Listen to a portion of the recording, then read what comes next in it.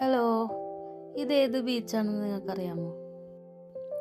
ഇത് തൃശ്ശൂർ ജില്ലയിലെ കൂളിമുട്ടം ബീച്ച് അഥവാ ഊഞ്ഞാൽ ബീച്ച് എന്നാണ് ഇതിനെ അറിയപ്പെടുന്നത്. അതെ, പേര് പോലെ തന്നെ ഇവിടെ ഒരുപാട് ഊഞ്ഞാലുകളുണ്ട്. പക്ഷേ അതിനേക്കാൾ ഉപരി വളരെ മനോഹരമായ മറ്റു പല കാഴ്ചകളും അവിടെ ഉണ്ട്. എന്ത് രസമാണ് അവിടെ കാണാൻ. ഒരുപാട് ബീച്ചിൽ പോയിട്ടുണ്ടെങ്കിലും ഇത് ഒരു വിസ്മയം തന്നെ. ഇത് നോക്കിയേ, ഒരാളുടെ തല പോലെ അല്ലേ? ഇത് തെങ്ങുംകുറ്റി തല തിരിച്ച് വെച്ചിട്ടുള്ളതാണ്. സത്യം പറയാലോ, എനിക്ക് അവിടുത്തെ ഊഞ്ഞാലുകളേക്കാൾ ഇഷ്ടപ്പെട്ടത് അവിടുത്തെ ഈ പാറക്കല്ലുകളും അതുമേലുള്ള പായലും ചെറിയ ചെറിയ ചെമ്മീൻ, ഞണ്ട്, അതിനെ പിടിക്കാൻ വരുന്ന കാക്കകൾ. ഈ പായൽ കുറച്ച് കഷ്ടപ്പെട്ടിട്ടാണ് പറിച്ചെടുത്തത്.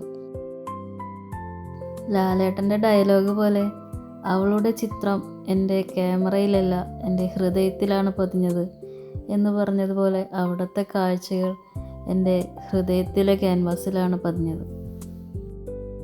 ആ ഒരു വിഷ്വൽ ബ്യൂട്ടി അതേപോലെ ഒപ്പിയെടുക്കാൻ സാധിച്ചില്ലെങ്കിലും ഞാനിവിടെ ഒരു ശ്രമം നടത്തുകയാണ്. ഈ ഊഞ്ഞാൽ ബീച്ച് ഒരു മസ്റ്റ് വിസിറ്റ് പ്ലേസ് ആണ്.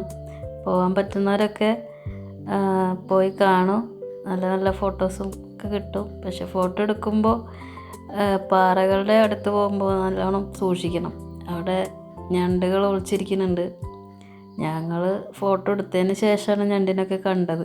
അത് കാരണം നല്ല ഭംഗിയുള്ള ഫോട്ടോസൊക്കെ കിട്ടി.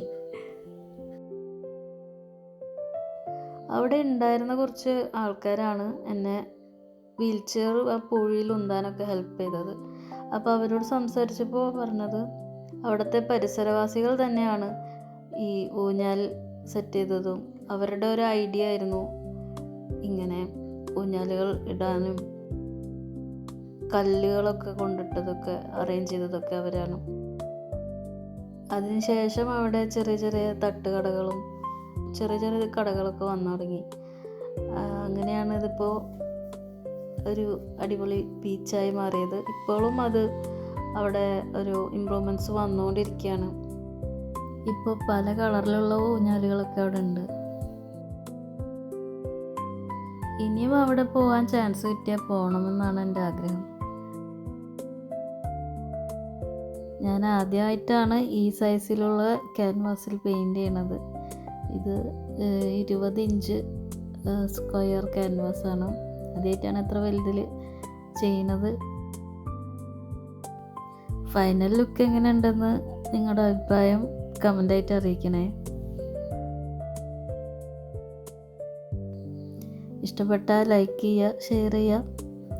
അപ്പോൾ ഓക്കെ, ഇനിയും വേറൊരു വിഷയവുമായി ഞാൻ വരാം. Okay, bye bye.